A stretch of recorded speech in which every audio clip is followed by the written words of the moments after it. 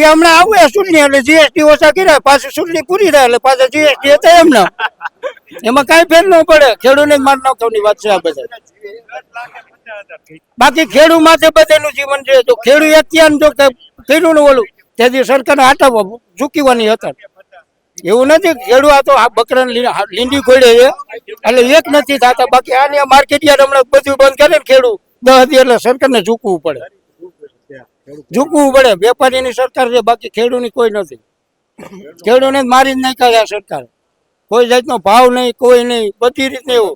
આની માંડવીનો અમે તેલના ડબ્બા લેવા જાવ ને પછી 2 મહિના પછી એટલે ડબલ લઈ જાય ભાવ. એક કંપનીને જો કેવડી ખોઈ ને દેણું માફ કરી દે સરકાર તો ખેડૂત શું કરે છે? અને આમાં એને આપ્યા પૈસા કપા હોય એને હાલો સાહેબ તો એને એમ ન કરે. બધા ખાતા દીઠ ભાઈ જેને હોય એને એક જ દીઠે કે 5,000 કે 2,000 બધા ખેડૂતને મળવો જોઈએ. આ તો 2 ખેડૂત મળે ને 3 ને ન મળે ને ઉપર ભ્રષ્ટાચાર આવે. બાકી કોઈ નથી જોડતા, ભ્રષ્ટાચાર જ હાલે. બાકી આ ન હાલે સરકાર. આ સરકાર આ ફેર ઝૂકવાની જ છે, જવાની જ છે.